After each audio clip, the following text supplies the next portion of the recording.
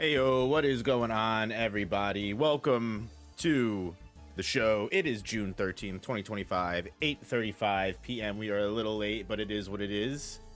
Fashionably late is what we call it here. What is going on, everyone? We are here to talk about the new manga on the block that I think is definitely going to be next up after this anime season comes out, 110%. We are talking about Gachiakuta today. And yes, it is Friday the 13th. I did not even realize that. I did not know. I don't pay attention to the date like that. But what is going on? What's up, number one fan? What's up, Jacob? What's up, Prodigy? What's up, Bon? Yassine and Milk Act, RN Snorlax, the Black Blur. Finally, indeed, we are here. Get off my screen, Sakuna. And let's see here. Let me fix this. Harley. No, no, no. Don't be biting yourself like that. We are going to be doing a tier list here. Now, y'all know how tier lists work. No surprises here. It's not going to be anything new. But I think what I'm going to have to do here, I might have to move some stuff around. Just so you guys can see all of the characters. There we go. We like that. That's perfect.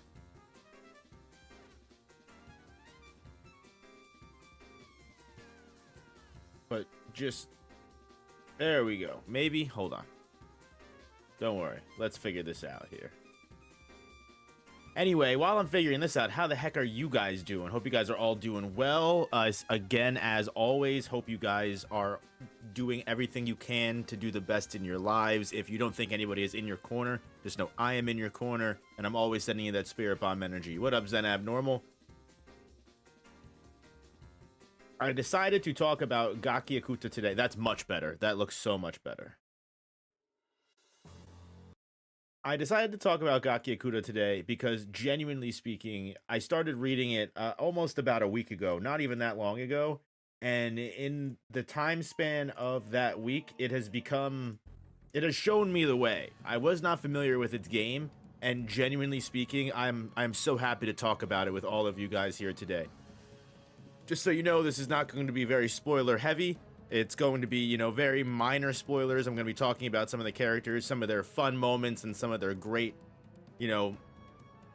feats and things that I've loved watching them do. But I'm not going to spoil any heavy hitter, story beats or anything that's going to ruin anything. It's mostly just going to be, ranking the characters based off of how much I like them, how their characters are.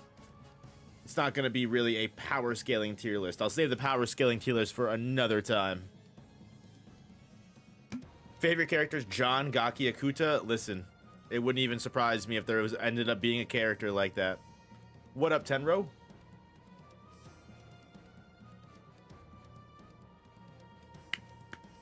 So if you're not familiar with Gachiakuta, Gachiakuta is a weekly series that goes through Kodansha. So it's the same magazine that goes through Blue Lock.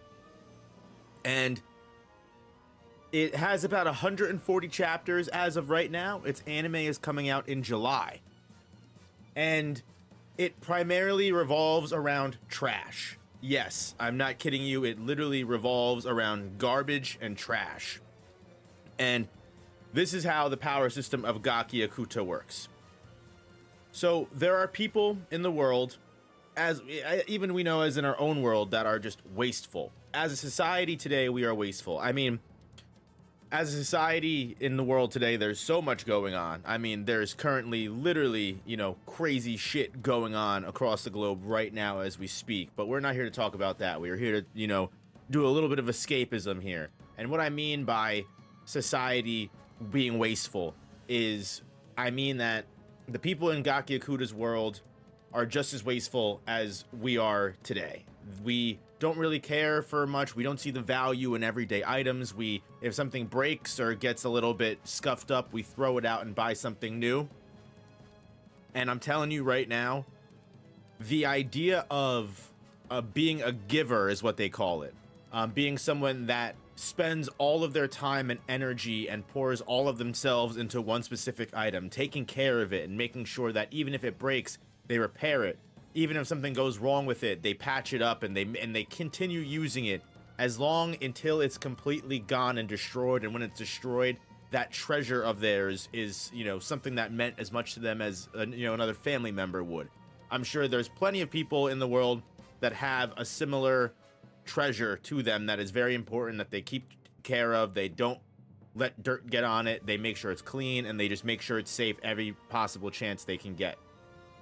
And that is what being a giver is. By imbuing your power, known as anima, into this item, you are able to gain special powers and abilities based off of what that item represents to you.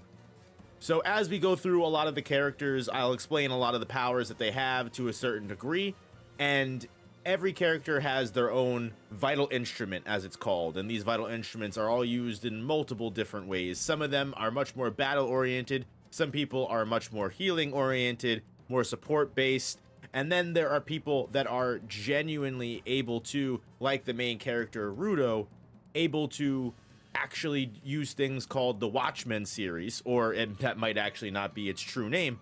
What up, Tiberius? Rudo is able to, because his whole thing is he sees the value in every item. He doesn't want things to be thrown away. Before he was thrown down into the pit, which is where most of the story takes place, he lived on the sphere, or a world up in the sky that actually, there are two different societies. There's one in the sky, one on the bottom where all the trash goes. And while on the top, people are wasteful on the top. But Rudo always saw the value in things, and he would raid trash to find treasures that people threw out that were still good to use. However, that was deemed illegal, even though it's all trash and they're just going to throw it away anyway. They didn't want people to steal it, which is just the most dumb, hypocritical, you know, high crass, you know, shit that you could think of, right? You know, we're gonna throw this shit out, but hey, don't you steal my trash? Don't you dare steal my garbage. So long story short, his father was framed for killing someone, or at least we believe he was framed, and the same thing ends up happening to Rudo. Rudo ends up getting framed, and he ends up getting dropped into the pit, and he has to now live on the ground amongst all of the trash and garbage. And it turns out that not only is there an entire society down in the pit, which is something that being up in the sphere, he didn't know. On top of that, there are trash beasts. There has been so much garbage and so much trash on the ground that quite literally the trash has become sentient and has started to become monsters and have become so much of a threat that people have to hide behind domes, and they cover their entire society in, like, you know, roofs and everything to protect from not only just the trash that comes from the above city, but also the beasts that spawn out of the trash. And there's a specific group of people called the Cleaners, which are our protagonists, the main people we follow. And these people are responsible for cleaning up the ground, or i.e. destroying and killing the trash beasts. So that's what they use their vital instruments for. There are other factions in the world on top of this. There are beings known as the Attackers, which aren't really that big of a deal. The more bigger villain faction that we have are known as the Raiders, which we will be definitely getting into in the stream as well. We have very important, very fun Raider characters. And also on top of that, they're the main villain faction that we deal with right now. They're the ones that we're mostly up against. But we also have other factions like the Hell Guard, which are characters that aren't givers. However, they prioritize fighting humans. Because remember, one thing that's a big deal in Gachiakuta and makes the Cleaners at a disadvantage when they're fighting people like the Raiders is people like the givers, people like the Cleaners, they are only experienced and trained in handling trash beasts. So when it comes to fighting other people, they are not as experienced. However, the Hell Guard, a faction, is completely specifically trained in fighting people. And the Raiders, they kind of just do whatever they want. They fight trash beasts, but they also fight humans. They're kind of more the all-arounders. I've been debating picking this up, but there are other fighters fighting for its spot. What would I rate this? What up, Coconut? If I had to rate this, If I had to give Gachiakuta out of the 140 chapters that I read, if I had to give it a solid rating, now my rating system is a little bit more harsh, so I do want to make that very clear. When I rate series, I rate them a little bit more harsh. So like even my favorite series, Attack on Titan, I would probably only give like a 9 out of 10. Same with like Code Geass, my number 2. I'd probably only give like a 9 out of 10, maybe 8.5, 8.75. So keep that in mind, that like I'm very like critical when it comes to the media that I rate. But if I was to give Gachiakuta a rating, I'd probably give it like a 7 out of 10. Probably closer to an 8, like a 7.5, than it would be a 6. It's very much the child of Soul Eater, Fire Force, things like Black. It has very much the story style and pacing of Black Clover, if that makes sense. And I'll get into that in a minute, but what I mean by that is the character designs, the character personalities. It's very fun and willing to explore its side cast, and it doesn't really. A lot of the stories and the arcs that go on. Thank you for the $2, Esoteric Dichotomy. I appreciate that. A lot of the arcs that go on, like it's not a series like Jujutsu Kaisen, right? Where Jujutsu Kaisen is very fast paced, very impactful. Every arc has a critical, specific moment, and every single chapter is important getting to the main story, right? Like it is completely, fully like just main story and nothing else. Whereas Gachiakuta is very much more taking its time. It's not afraid to explore its world, go about very different areas, explore different factions of the cleaners. It's not afraid to have every arc not have a major important villain in it, and it's not afraid, like the current arc that's going on right now, it is technically somewhat important to the main story. Every arc is somewhat important, right? Like they're either going for a mission to learn about a character that can give them a clue towards something. What I mean by it's very similar to Black Clover is I feel like Black Clover's story progresses very similar to a video game almost, and I feel like Gachiakuta takes a lot of things from that, where it's almost like they go on quests, and on these quests the story kind of follows them, if that makes sense, right? Like, to give you an idea, the very first mission they go on is just to get Rudo on the ropes and give him an idea as to what, you know, trash beasts are like, going out and fighting trash beasts are like. And then on that arc they encounter the raiders who are going after and hunting Rudo. And then they encounter that, and then they fight the raiders, and then the next arc they're going on a mission to a different area to meet with a woman that can give them information somewhere, and then along the way they get into a fight with that woman, they battle it, everything happens, and then they have that piece, they leave, and then the main story comes in after them. The raiders and villains then come in afterwards towards the area, and then they do their thing, and you kind of see slowly each side build their own story. They're all kind of doing their own thing. Like, yeah, it's not like Kagurabachi. Like like this story very much takes its time and isn't afraid to go on side quests and go on, you know, it's not filler because it's all canon, but it's very much like an older school shonen, like Naruto, or like something like Naruto, where it's like they're not afraid to go on lower stakes missions, put the main story on hold. And like you may go through an entire arc and all you really get is whispers and subtle hints as to the story progressing, right?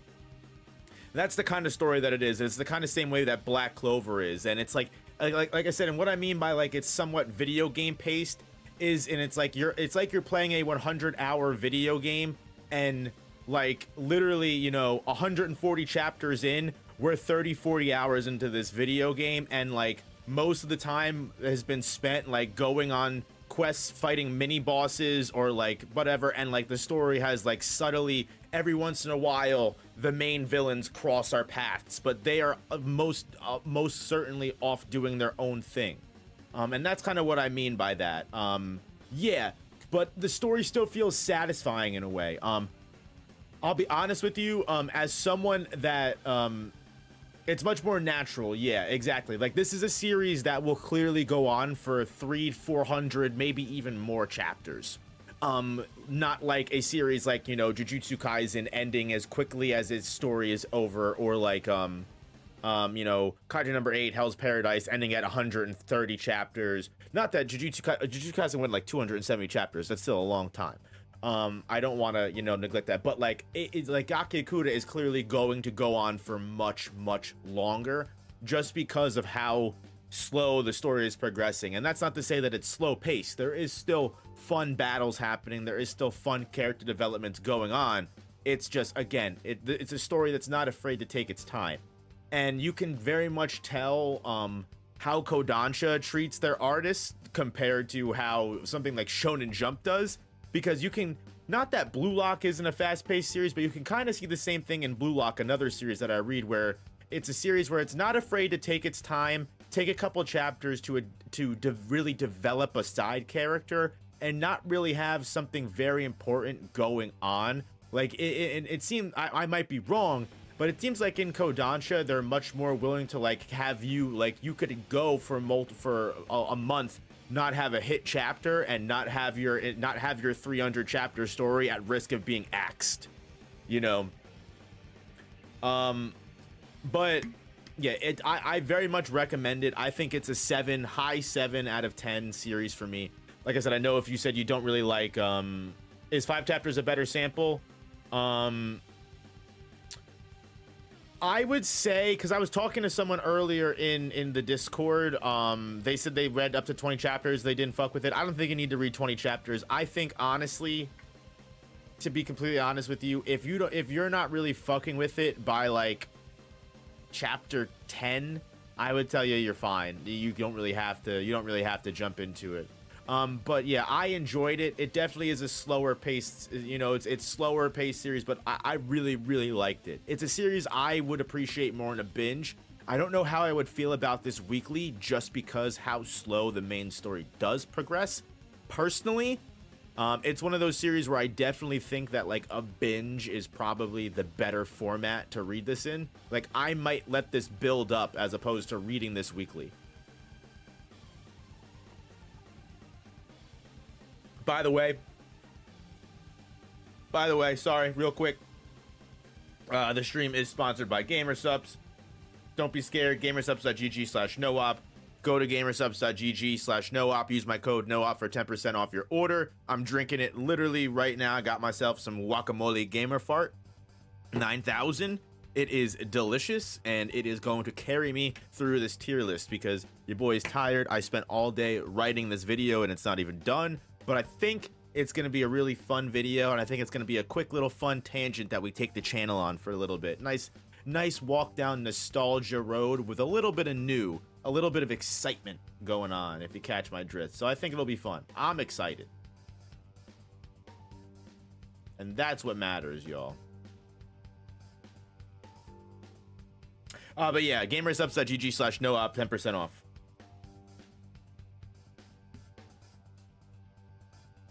Apple cider and top. I'm gonna read like 10 chapters a month then. But yeah, I highly recommend Gachiakuta. It is super duper fun.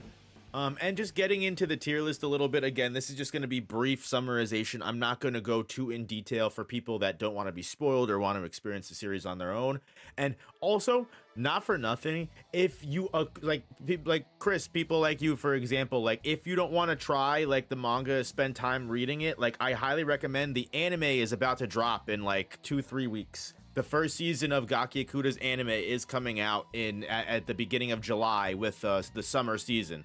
So we'll have Gachiakuta, Don to Don, Sakamoto Days. It'll be a big anime season. But yeah, Gachiakuta's first season anime is about to start. So if you don't want to give some time to the manga and you'd rather let the anime maybe convince you to fall in line, that's always an option too. Because I think the anime is gonna solidify this as big time. But part of the reason why I really, really like Gachiakuta is because of the main character, Rudo. Now, the reason why I like Rudo, I'm going to pull up some art. of the series, just for, shilling it and, selling the love really quick. So, Rudo, as a character, is someone who grew up an outcast. Like I said before, his father was framed for killing somebody, so he's always been looked at as an outcast. Also, he picks through fucking trash. No one wants to hang out with the guy that picks through trash. So, as far as it goes, he's a little socially awkward because he's been an outcast this entire time. However, the thing with Rudo is, like I said before, he's someone who treasures things. He's just an immature kid who's trying to do his best. And so what ends up happening... what are your favorite Gachiakuta panels? Yeah, big time.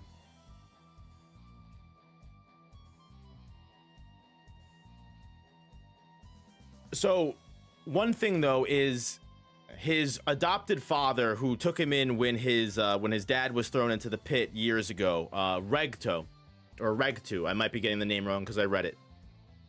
His adopted father gives him these pair of gloves, and he says, "Hey, because Rudo, before his dad was framed for murder, his dad might have actually killed someone. I keep saying framed, but his dad could have actually killed someone." His dad abused Rudo to the point that his dad put some kind of scars and fucked up Rudo's hands so badly that they are black to the bone, and they repeatedly are constantly like an open wound.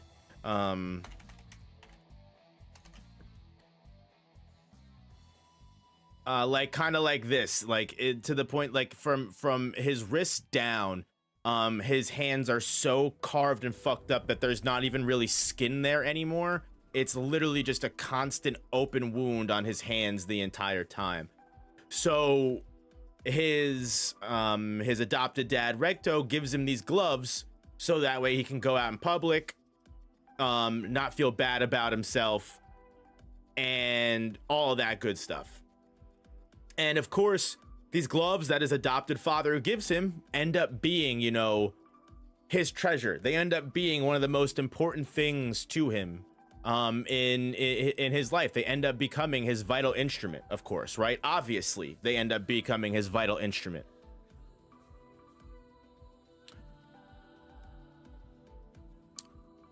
Now, the thing with this is what Rudo does not realize, and where part of the huge mystery comes in for the series, and this isn't really, like I said, only minor spoilers here.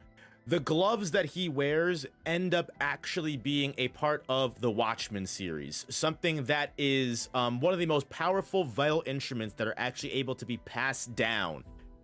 As I said before, most vital instruments are things that people, give love to over time. However, if you really think, these are able to be passed down. He's like, if Denji had a good support system, kind of. Yeah, honestly, that's a pretty decent point, right? Rudo could have been 10 times worse. And you'll also find out later on in the story, with the cost of the Watchman series, and what they have on humans for wearing them. The fact that Rudo had such a dark past, had such terrible things happen to him, and not only that, ends up wearing these gloves every day of his life in order to hide the scars his father gave him, you'll start to find out it's actually insane how Rudo ends up becoming the good kid that he actually ends up becoming, right? For every reason to not become it. He has his moments, as you can see, he's got his berserk moments, but yeah. So, long story short, a lot of the story is based on Rudo kind of figuring himself out, because he's basically a kid that got thrown down into the pit by himself. His adopted father was killed, he was framed for it, and now he was thrown into the pit and forced to fend for himself.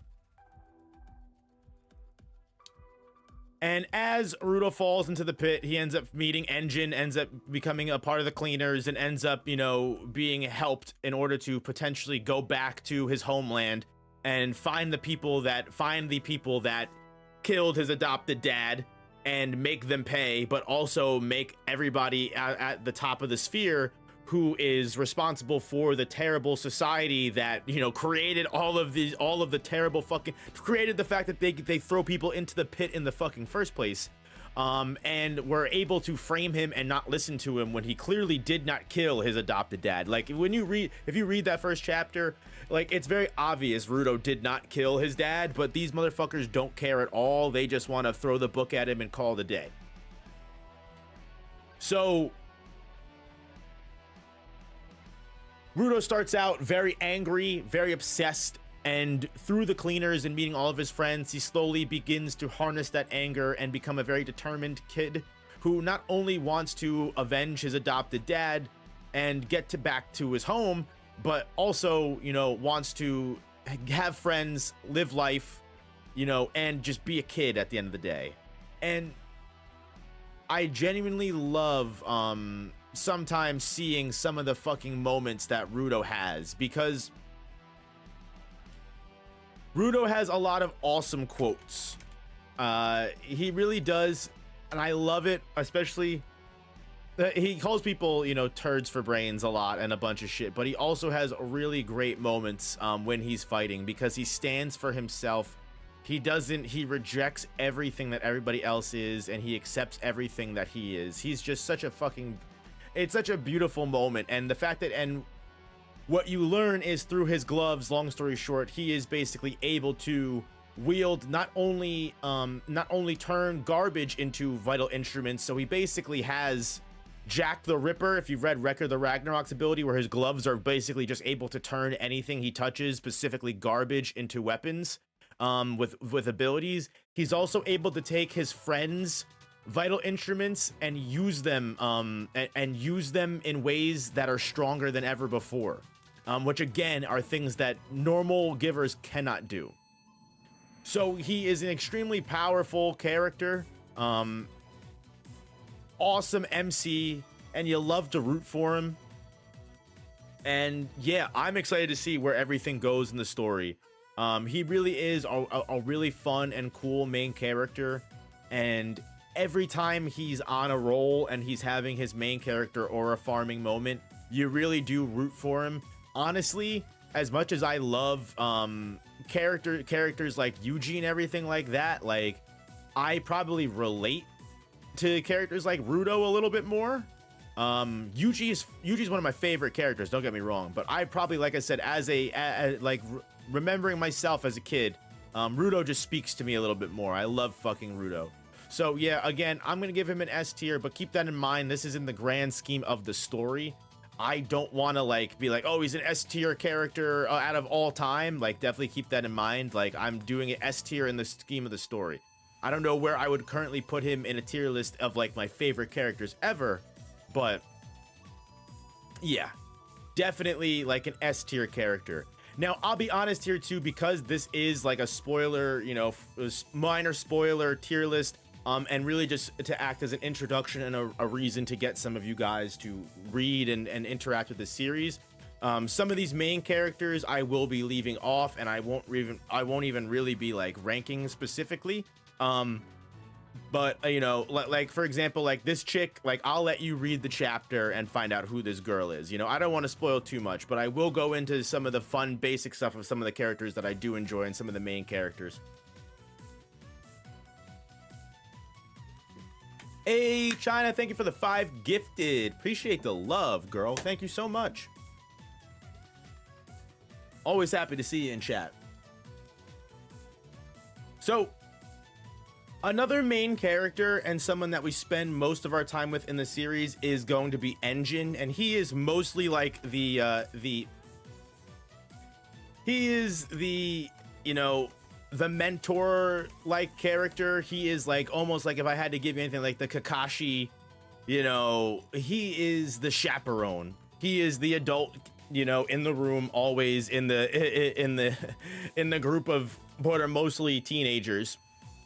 And he's the one that wrangles most of these cleaners by traveling the world and just being an all around overall chill guy. Legitimately. He is always just traveling on his own and always ends up finding the most convenient places to meet the most convenient people. What up, that one, MF? Engine is responsible for, as we'll find out, almost like 5 out of the 10 characters that are all in the cleaners, that are all part of our main characters, for recruiting them. And the funniest thing is we really don't know much about Engine himself. We have gotten subtle hints to Engine's past. Specifically, like we've gotten subtle hints about Engine not even being his real name. We've gotten subtle hints that he is a direct hypocrite for the way that he raises the cleaners under his squad, and that they don't know the dark past and the mysterious history that he keeps from everybody else. Because one thing that is very much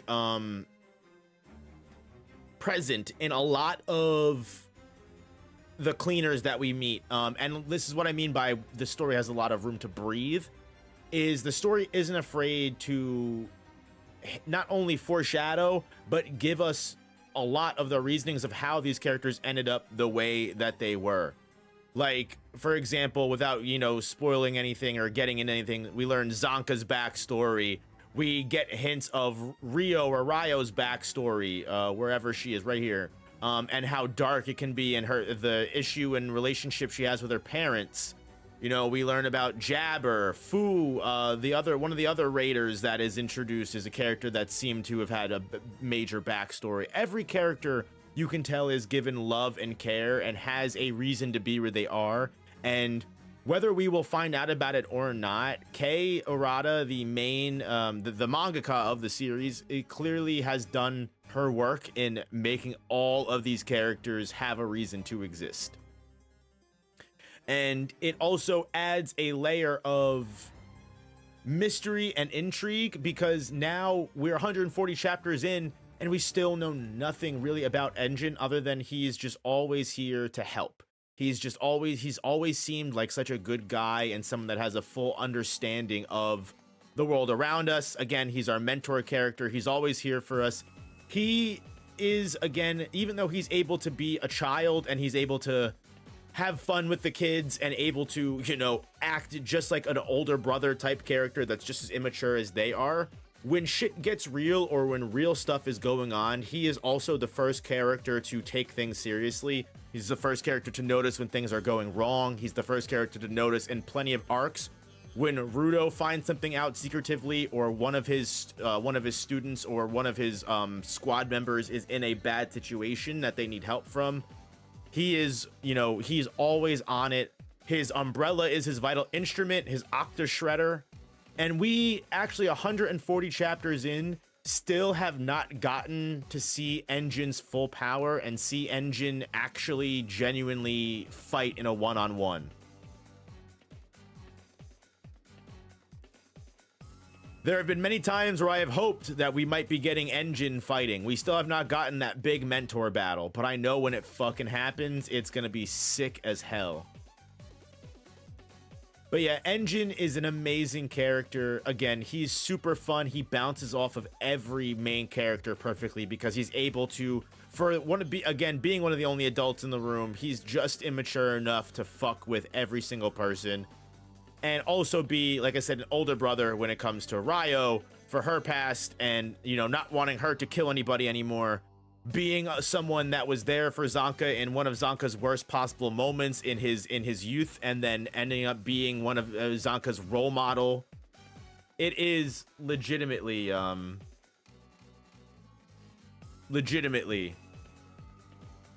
he is a very cool character. Definitely one of the S tier characters of Gachiakuta. Not the Roblox face. The masks, they all have to wear masks because the garbage in the area is so fucking lethal. It's literally like a lethal miasma that they're constantly fucking breathing in, so they mostly have to wear masks if they're out in the open. But yeah, he's got tattoos. He's cool as hell. You've got Zanka. Zanka is the squad member under Engine who is in charge of basically showing Rudo the ropes. And Zanka is a great character who starts off as someone as you think is just going to be like a Zenitsu with his tropes. His trope is he's an average Joe. He's just a guy who's not a genius. He's a normal person, but he strives to be the best average Joe he possibly can be in a world full of geniuses that he has no hope of beating. And there are multiple fights that we see with Zanka where you can't help but just appreciate this motherfucker every fucking time he's on screen, because as someone whose vital instrument is just a stick, who grew up in an environment of high tier warriors, and without giving away too much, Zanka found out he was an average Joe the hard way by believing that he was a genius and getting knocked down completely a peg, and instantly realizing he wasn't all that, and he was just one of the average Joes. He was just one of the top average Joes. So long story short, there is a moment in the series where he gets faced with the fact that he may not be as strong as he needs to be, and he resolves to change that for the rest of his time. And again, without giving away too much and spoiling too much, for someone that be throwing a stick around, he's super smart. He uses the stick to the best of his ability and is able to get one over on raiders and trash beasts alike. And the last time we see him, he is quite literally besting like S tier trash beast by himself, and he's just saying, it's not enough, I'm not strong enough yet. And it's just like, you're like, damn bro, this guy is a fucking monster. So like, yeah, Zanka, like I said, without giving away too much or spoiling without context mostly, right? Oh yeah, that moment, the slander was crazy. Yo, the slander was crazy in and of the fact that like the way that fight ends is just like, you like have that reading that in the binge when you're like, yes, my guy, let's go, you've got this. And then you flip the page and you're like, no way, what the hell is going on, man? I can't believe someone actually did this. It's honestly insane. Yeah, when we get to the other character, yeah, he's another person that I think genuinely works really well and is super duper fun. But we'll get to him when we get to him. The next big character in the main party is going to be Rio or Ryo. I don't specifically know how to pronounce her name, so until the anime comes out. Rio and Ryo is of course the token, girl in the group. However, she very much has her own personality. As someone that you think is going to be very cookie cutter, just like Zanka when she's first introduced, she ends up having a lot of depth and layers to her, and a lot of secrets and intrigue that no one around her even knows. And one of the most fun things you can ever do in Gachiakuta while you're reading or watching is having scenes with this girl alone, because when she's with her friends, she is Rio, fun, spunky, cool, has her great moment with her giant scissors. When she's by herself, I don't want to spoil it, but let me just say it's unreal, and I can't wait to watch all of the reactions to that, if that's in season 1. It might not be in season 1, I don't think, because when I saw that, Rio changed as a character for me entirely. And she's super cool. I love her, but I can't talk too much about her without spoiling anything. Just know that she's got a giant pair of scissors. She uses those giant pair of scissors with her ankles. She just be spinning that shit around, throwing kicks with the scissors around, and it's super dope. Core 2 of season 1, likely. Yeah, most likely. However, right now for me, Ryo is probably more an A, probably closer to a B than an A, right now, honestly. However, it's very clear that she is just her main impact, story, and importance is being saved for later parts of the story, because we have already gotten multiple foreshadows of not just her past, but her mother in one arc and her father in another arc, right? So, and actually in the most recent arc, we just got a foreshadow call out to her father. So Ryo is, and also Engine is also definitely the one that, just like Zanka, recruited her, and they have a specific promise with one another that goes into Ryo's backstory as well. So again, a lot of Ryo's character is not only, I can't speak because I don't want to spoil moments in the story for you, I also can't speak because we just don't know yet. She's clearly a character whose backstory will play a much larger part in another story arc, which is part of the reason why I like Gachiakuta too, because you can really tell a lot of characters are going to get their time to shine, where in some series when the pace is so fast and we're getting from point A to point B as quickly as we can in the plot, there's not really a lot of those character moments where characters are able to breathe and we're able to get those interactions that we really want and that we really need. Or you're just not sure if, that story beat is going to be answered. It might be something that the character just that the author put in just for the character and never plans to expand upon. In Gachiakuta, you can tell like Zanka's past with his family, Engine's past that's shrouded in mystery and he keeps a secret from everyone, Ryo's past that Engine saved her from, and they have the promise between the two of them. We're going to find all of this out without a doubt, and it's most likely going to have its own relevance in a specific story arc. And that's kind of what I mean by video game story pacing, where like every specific mission or every specific story arc is going to be relevant to a specific character. We may get a whole story arc just to explore Ryo's backstory, just like we'll get a whole story arc for, just like we got a whole story arc for the character, like one of the supporting characters, Folo, recently, who is another great character. There is something in the Cleaners, and a lot of these characters, you have Grizz, Folo, and I don't remember her name, but she's the recorder. She's the one that takes the notes. The Givers have supporters who are characters that the Cleaners have supporters, characters that aren't givers but are still in the fight. So these characters might not have special powers, but they are able to still support the Givers in battle, which means not only are they might be at a bigger risk because they can't fight with supernatural powers, they are there just for cleanup and other purposes. And yeah, Grizz, Folo, they all have great characters, and she, again, even her, I don't remember what her name is right now, it's missing me, I'm sorry, but even she looks like she's gonna start becoming more important as the arcs go on. All of the designs are great, 100%, and one thing that you gotta love, that I appreciate about any mangaka that's willing to fucking tackle it and go on to it, is the diversity of the cast, man. I don't care what anybody says.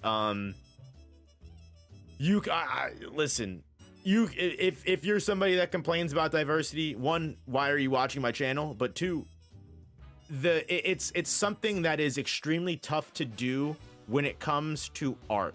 It takes a lot of work and a lot of effort to give every specific culture, every specific race of people their due, and give them the respect that goes in, instead of just drawing someone to draw someone, right? Like, there is definitely care taken into not just the black characters, but all of the characters in the series. And of course, obviously, there's a lot of just plain old white skin, but there's a lot of tan skinned, fair skinned people, dark skinned people.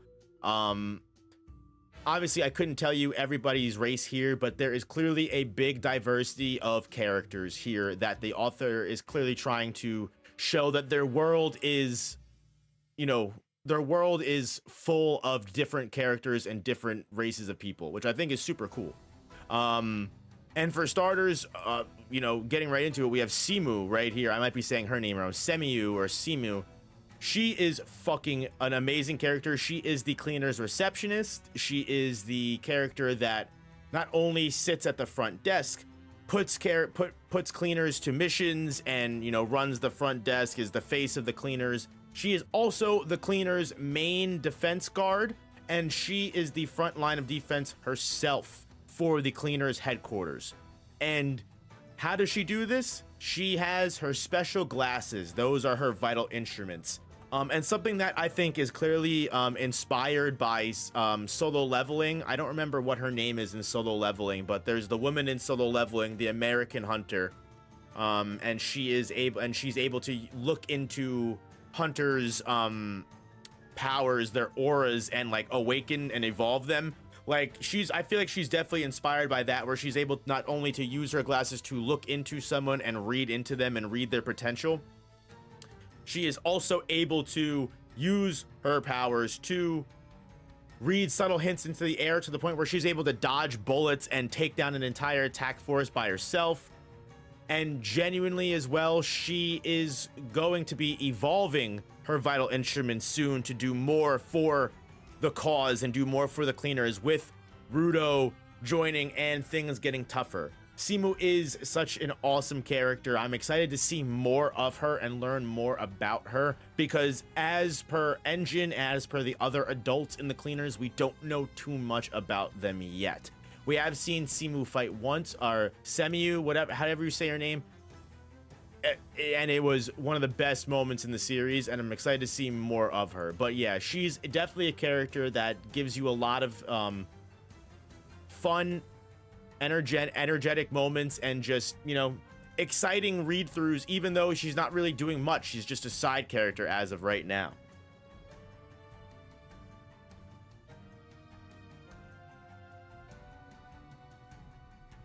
And speaking of characters with a little bit of melanin, we can definitely just talk a little bit about Corvus. Arca Corvus. He is essentially this Gachiakuta's Wizard King, if we're going with the Black Clover comparison. He is even like we can use Soul Eater. He is, you know, Shinigami Death, you know, Lord Shinigami. But Arca Corvus is a character who is known as, or supposed to be, the strongest vital instrument user of all time, and to the point that none of the cleaners even know what his vital instrument is. He is just that powerful and full of aura that people follow him without even knowing what his abilities are. It's to the point that the Raiders, the Hell Guards, all other factions in the pit respect Corvus. That's why he's able to have an entire multiple headquarters of cleaners spread throughout the pit. That's why his only main villain as of right now is the Trash Beast, despite getting into feuds with the Raiders, the Attackers, and other factions. Corvus single-handedly, you know, stands for the cleaners and represents the power of, you know, what they're capable of. Of course, Simu is, you know, the main, you know, guard at the front, with being a receptionist, and is close to Corvus. Corvus is known to be able to do the exact same thing as Simu can with her glasses, to look into people's potential. I don't know, he kind of sus, but that's spoilers. So yeah, 140 chapters in, we don't know much about Corvus. There are subtle hints that we don't know where he exactly aligns either, if he's really a good person or a bad person. We know that he runs the cleaners. We know that he takes care of everyone in the cleaners. He looks out for them, and he does his best to make sure. But he also gives subtle vibes of a character that is very much out for his own goal and is willing to use people for that goal. We don't know where exactly his allegiances lie completely, and there is definitely a darker undertone to him that again, a layer of intrigue that we just have to learn more about. It is insane that, you know, to run an entire organization, not a single person knows what your vital instrument is. And yes, like Prodigy said, there's also other moments in the story that we get, character moments and character interactions with Rudo, with other characters, that again imply that there is more to Corvus.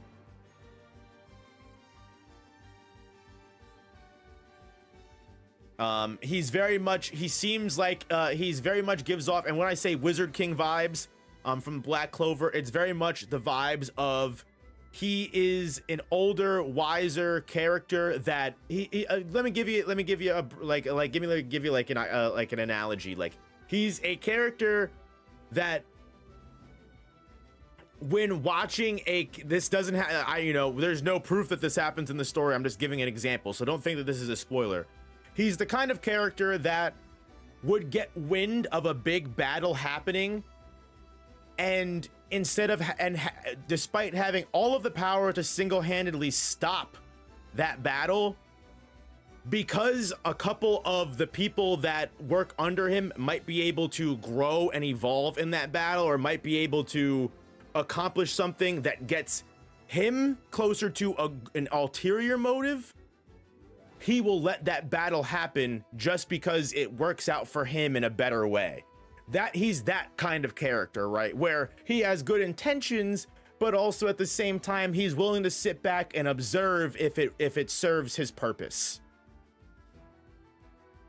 He's very much that type of character where he'll sit back, relax, and then when everyone gets back from the battle, he goes, "Oh wow, that was a tough battle, guys. Looks like you came out of that. Good for you. I'm happy to see." And then, like, when everyone turns around, he's like, "Hey, I saw you learn that new move at that battle. Pretty cool." And they're like, "Huh? How'd you know that?" He goes, "Oh, don't worry about it."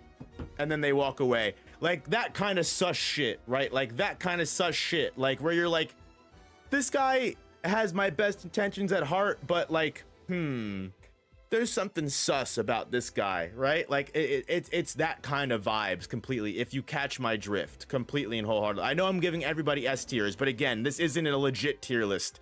This is literally just an excuse to kind of vibe out with these characters and give you guys an idea of what we're working with here.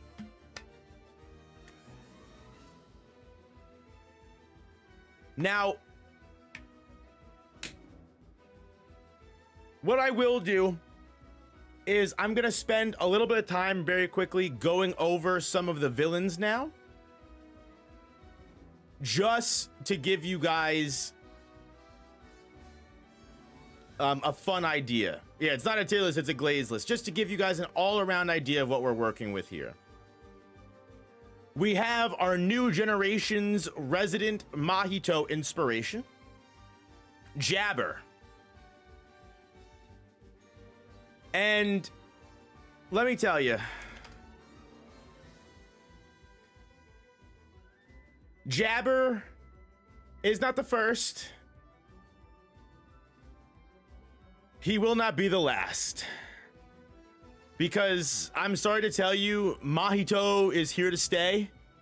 Mahito as a character, Mahito as a personality type, is definitely one of those mainstay characters that are going to be around for a long time.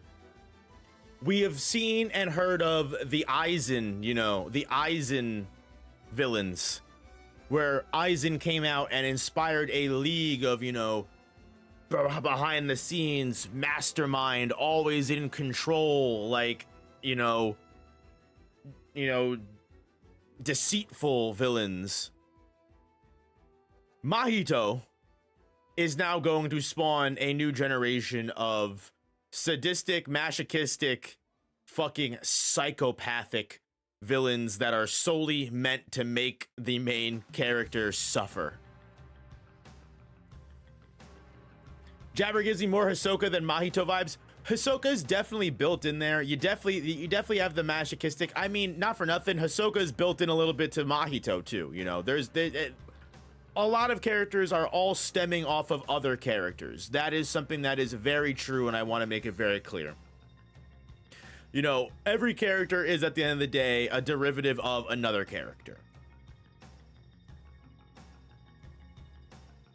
So I definitely want to say that, but when it comes to who is the biggest and clearest inspiration for this character, I have to tell it has to be Mahito. There's definitely other characters mixed in here, but Mahito is a big one.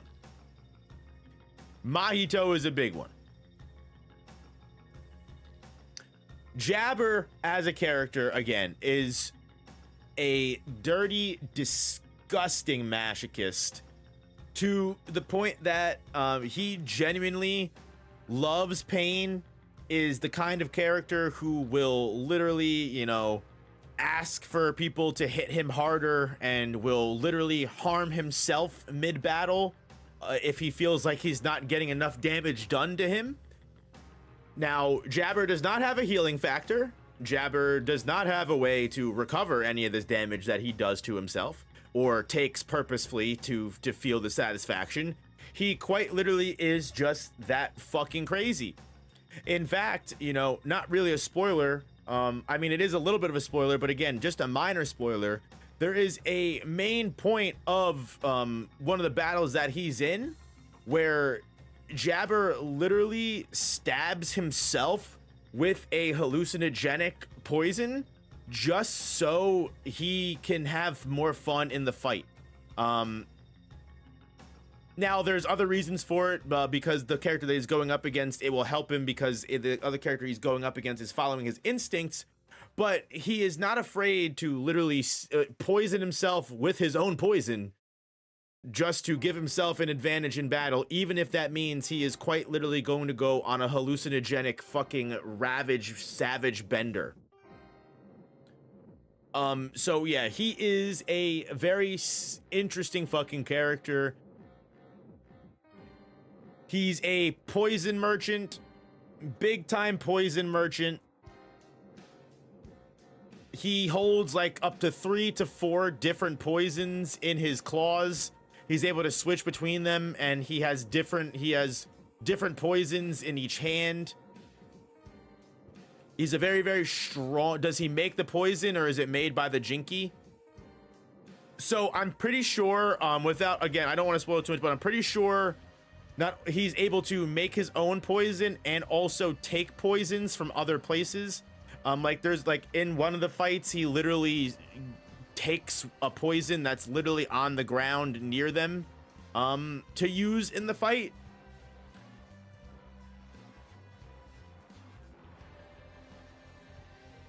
Though only one of his claws makes its own. Yeah, he does have to take the poisons from other places, and he has to try the poison himself first before he can actually use it in the claws. But yeah, Jabber is definitely a character. He's a very cool villain, and like I said, he enjoys battle. He's a recurring villain and this is also something that Gachiakuta, I think, does well, where not every single fight is a fight to the death. I mean, every single fight is a fight to the death, but and some people may not like this because some people may be like, oh, well, there's no stakes, blah, blah, blah, blah, blah. Like, Jabber is a recurring villain. Like, Jabber has been in 3 out of 4 of the arcs now, and he's fought every single time. Like, Jabber is like the villains that we go up against are recurring villains that we constantly are going back and forth against. Which gets me to, there's multiple other main villains. You know, we have Nord, we have the hand guy, we have Fu,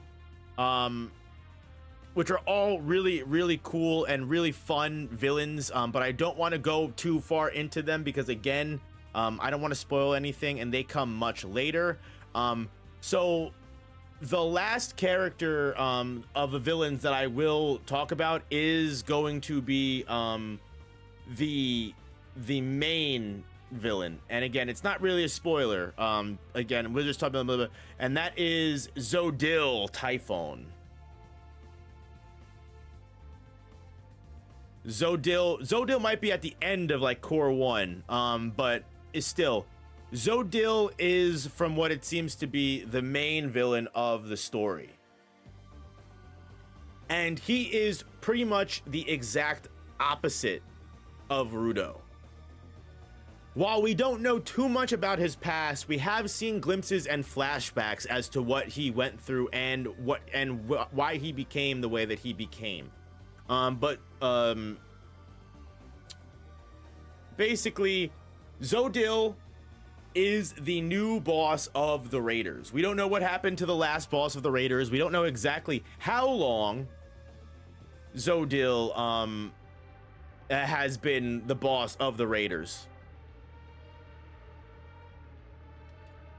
But what we do know is his goal is the same as Rudo's, which makes a very interesting dynamic between the main protagonists and the main antagonists. Rudo wants to go back to his home in the sky and get payback for getting thrown down into the pit and punish all of the higher up people in the Spear Society that are responsible for creating the entire situation of the pit, the garbage ground, throwing people into the pit, letting people on the sphere waste things and also look down on people through the pit. And that's where it's very interesting, because Zodil also wants to bring down the sphere. We don't know, again, we don't exactly know why Zodil feels the way that he does. He claims that he's always been someone that has lived on the ground. And he also, but at the same time, the reason why he goes to recruit Rudo is because despite Rudo being a spherite, they have the same goal. So Zodil is interested in Rudo, not just for that, I don't want to spoil other reasons why he's interested in Rudo, but at the same time, he approaches Rudo and says, hey, look, the cleaners' main goal is to clean trash beasts. They're never gonna take you to the sphere. I will take you there, and most importantly, I want the same thing as you. We can do it together. And while there are multiple things that go on between that moment and where we are now in the story, between Rudo, Zodil, and other protagonists, other antagonists, and everything like that, it really does make for an interesting interaction between the protagonist and the antagonist. And on top of that, it creates almost a race against time, because now not only are the cleaners going to be doing their best to help Rudo get to the sphere, as we find out for other reasons, the cleaners aren't just responsible for taking out trash beasts, but we will get to I don't want to spoil that, and you guys can get to that on your own time. But Zodil is also on a warpath to get to the sphere. And as many people are saying in chat, where Rudo wants to punish the people that threw him down and punish the people that are responsible, Zodil hates everybody. Zodil wants everyone to suffer. So while it might get Rudo everything he wants and get Rudo to the sphere, it goes against everything that Rudo stands for. Because again, Rudo doesn't believe things should be wasted. Rudo does believe there's value in everything. Well, he does believe that certain people don't deserve to be forgiven and certain people don't deserve, to be treated with value. He doesn't think that all life is worthless. Yet, at least. So yeah, as a recurring villain and a main villain that constantly comes back, and we are constantly again at a race of finding out information, because one thing that is insanely tough in this series is once you're in the pit, it is almost next to impossible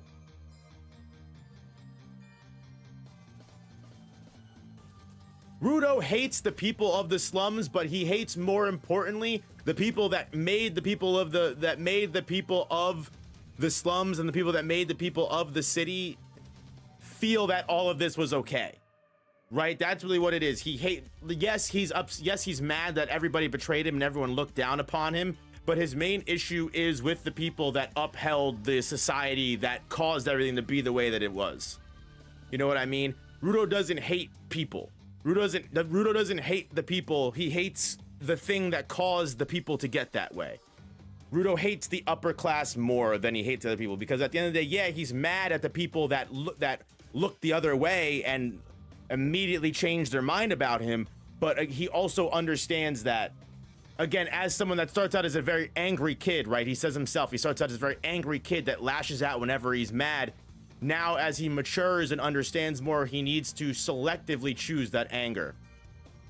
No matter if it gets spoiled much, again, I mean, that's it. There's nothing really more to spoil, you know. I'm not really going to spoil anything too much, but I don't want to get lost in the weeds.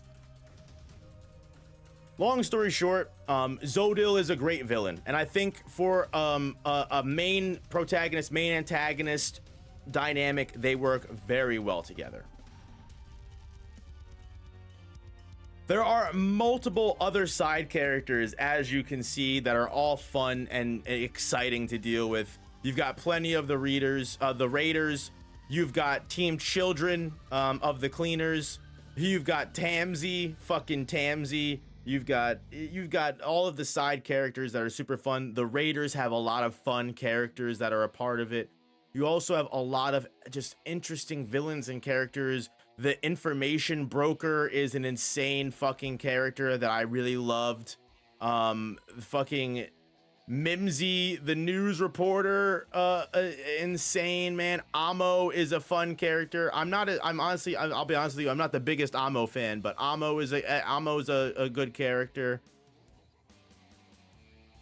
Yeah, Tamsy is a character, man. Tamsy gives me big Furuta Tokyo Ghoul vibes. just a character you know you love to hate. But yeah, honestly, Gachiakuta is a very amazing and fun series. I highly recommend that you guys check it out. I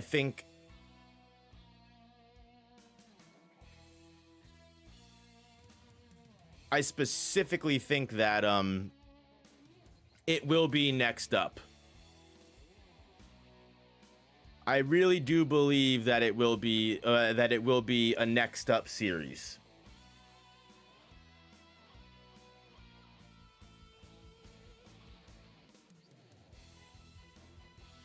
But like I said, there's plenty of other characters and plenty of other things that I could do here. I should change this to all characters ranked to character tier list.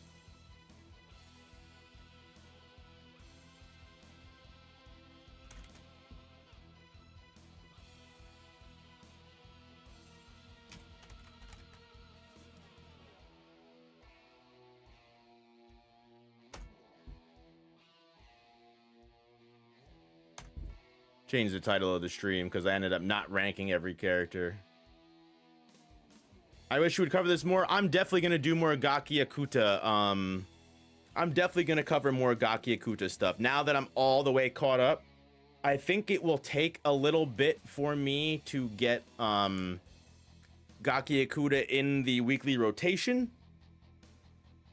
It's going to take a little bit. I might not happen right away.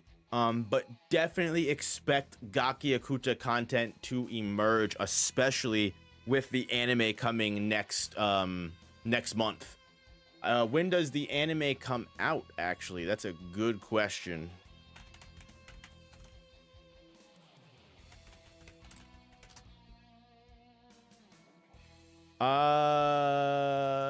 First episode date, July 6th, y'all.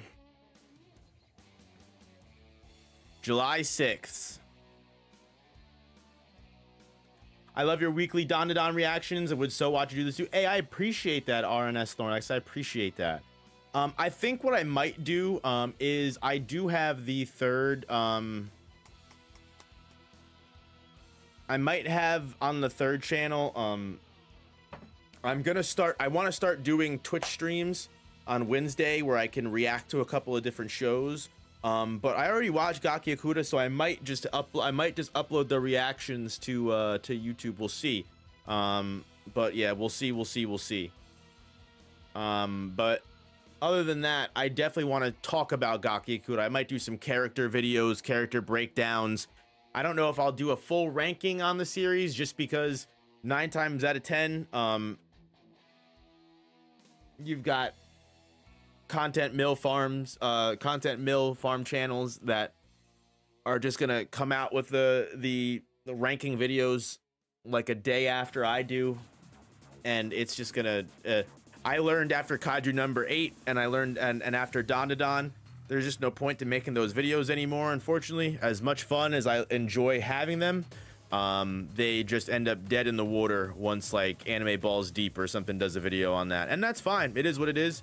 I honestly prefer making content that is more unique anyway, and if there's gonna be content that other people are gonna do, I might as well. I think I can better spend my time coming up with more unique things to write content about. So I'll think of more fun stuff to use Gachiakuta in a video for, as opposed to just ranking the characters. As fun as that would be, and as easy as an excuse is to talk about the series, I'll find a different way. The anime opening alone might blow up. Yeah, the anime opening does seem like it's gonna be peak. I won't lie to you. The anime opening does seem like it's probably going to be peak fiction. Just that little brief moment of the trailer, you know, looks like it's fucking gonna be awesome.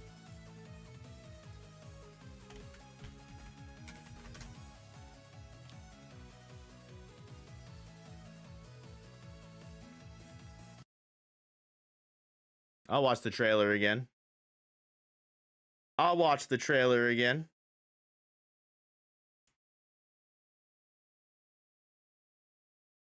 Of the OP making.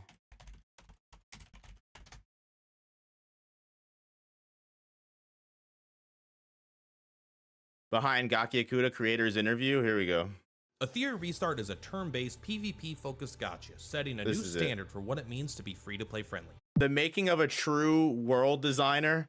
You know someone is into world building and fucks with making lore when they make their own series language. Like that is the real shit right there. The Gachiakuta is it drops officially through Kodansha, Jacob. Gachiakuta drops officially through Kodansha. July 6th, man. I'm telling you. Up for an adventure. It's gonna be the next big thing. It is going to be the next big thing.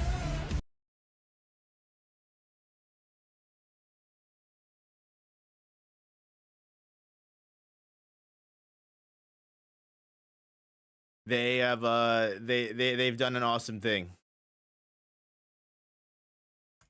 I will be here. I will be here without a doubt watching that first episode.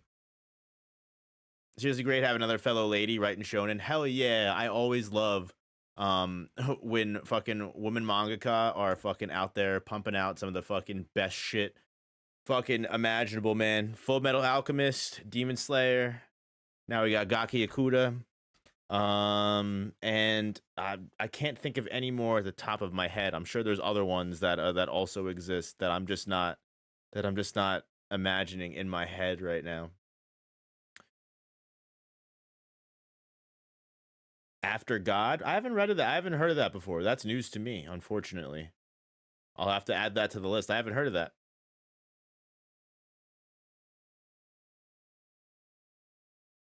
Oh man.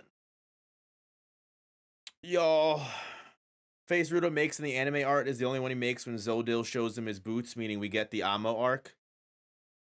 I think but just based off of the way that the chapters go, the only thing that bothers me is that arc that we're specifically talking about. I think it goes to like chapter 80 something.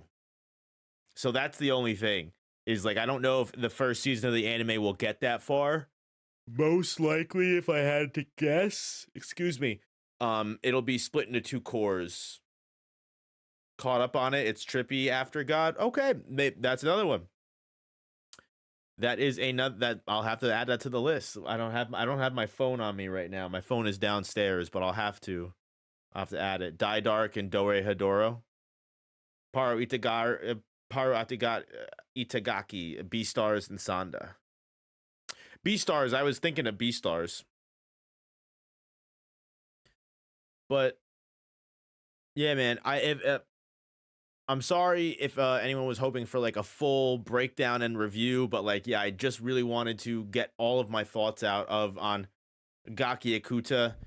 Maybe I'll do another stream, maybe next week sometime, and I'll like either go over all the story arcs, or maybe I'll do an actual character tier list, power scaling wise, something like that. But I just wanted to spread the gospel. The anime is coming out next month, and I think all of you guys should watch it.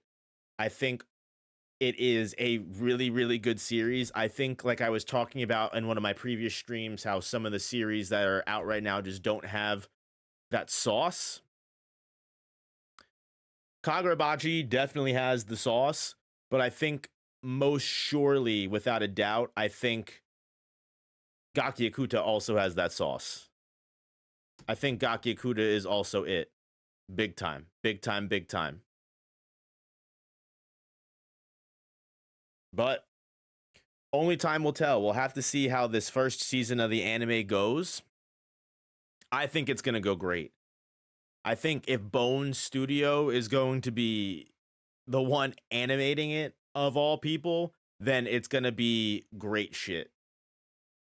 Feel like Gaki could get to Full Metal Alchemist Brotherhood level, maybe even further. I don't know. Excuse me. Full Metal Alchemist Brotherhood is like, you know, classic. It's an anime staple, honestly. It's like Death Note. It's like, you know, it's just such a classic. Like, you know, Naruto, Bleach, One Piece, all that stuff, you know, the big three, you've got the next generation of stuff coming out, all that stuff, you know, all, you know, good anime, everything like that. But then there's like the stuff that like you can appreciate whether you're a weeb or not. Like, and Full Metal Alchemist, I think, is one of those series. Death Note is another one of those series that just they stand the test of time. They really they stand the test of time. Gachiakuta is like a new Soul Eater to me. That's probably more close. Soul Eater was awesome. I loved Soul Eater when I was a kid. When I watched Soul Eater, I want to read Soul Eater again just because excuse me, the anime is completely different from the manga. So technically speaking, I've never seen how the manga actually ends. I've never seen how the manga story goes. I've only watched the anime and the anime ending, and that's meh. And for me, when I was younger, I loved Soul Eater. I thought it was awesome. Nowadays, I tried to rewatch Soul Eater a couple years ago with my girlfriend, and that shit was not it. I'm sorry, that shit was not it. And I loved it. I would probably read the manga myself and I'd probably be fine with it. But I was like, there were so many moments where I was like, what the hell am I fucking watching right now? Soul Eater deserves a remake. Fire Force, I started watching, but I actually liked Fire Force. I was getting into Fire Force. Old manga stuff, to be honest, I feel that, but like, is it really old manga stuff? Because I feel like Fire Force did the same shit. Don't think Gachiakuta will have that problem? No, I don't think Gachiakuta will have that problem either. I don't think Gachiakuta will have that problem either. Gachiakuta had like one chapter intro page of Rio showering, and I was like, oh, okay, I don't know why we had to do that, but all right. And we moved on. And that was like chapter 100 something. I think that was like chapter 100, whatever. So yeah, I don't think Gachiakuta will have that problem either. Love Soul Eater, but we know how weird anime can get. Oh yeah. Yeah, Gachiakuta is not ecchi at all.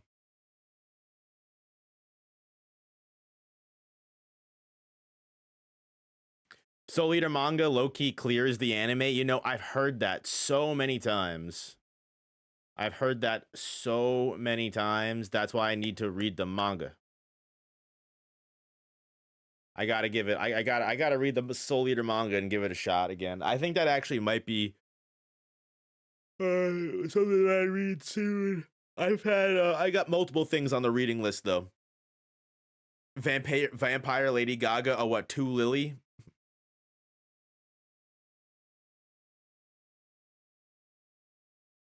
Yeah, 2 Lily, the newest character that just came out. Amo has the most revealing outfit of them all. And every time Engine's like, "Oh, you covered up," she's like, "Fuck you, dude. I'm gonna wear what I want."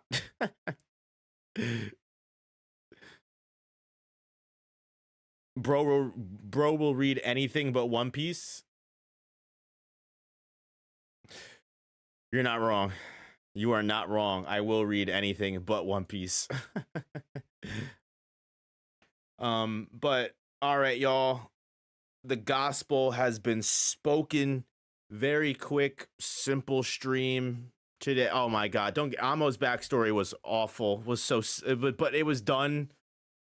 I feel like it was done in such a good way though. I feel like it was done in such a good way though, but yeah, that shit was horrible. That shit was horrible. But yeah, y'all, thank you all so much for coming to my TED Talk. I just wanted to shout from the rooftops about Gachiakuta a little bit, some of my favorite characters in Gachiakuta. And what I will say is I definitely think you should take the time, read the manga if you can. The people demand a Gojo versus Anime MC stream. I was thinking about doing that. You know what, Jesse? I was really thinking about doing that. So you may get that sooner than later. You may get that sooner than later.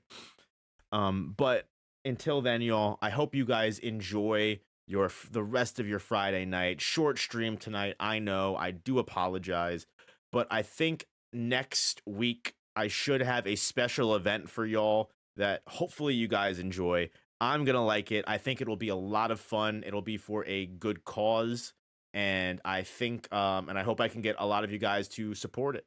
Orange Rolex, thank you so much for the $5 dono, the buzzer beater. I appreciate that. Thank you for the love and support. If you haven't already, guys, hit that like button. What I might do is Gojo versus other overpowered anime characters or something like that, because I don't just want it to be a limitless sweep. So I'll look into that a little bit. First part of the Shibuya story dropped in Fandom Parade. Oh, I'm way ahead of that.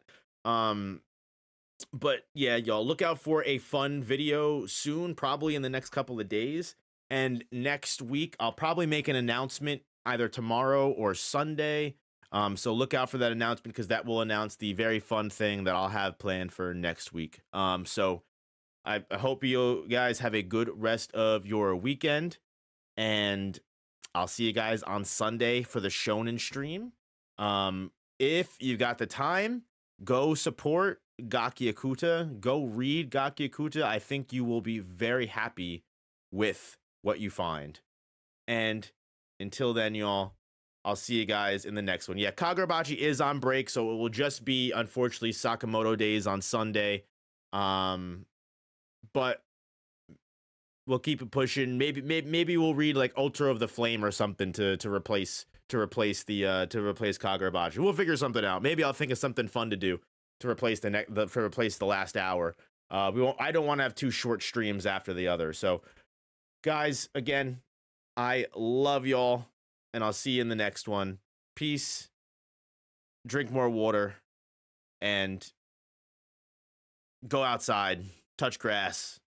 Love y'all. Bye. Read Gachiakuta outside in the grass. There you go. Combination of everything with water.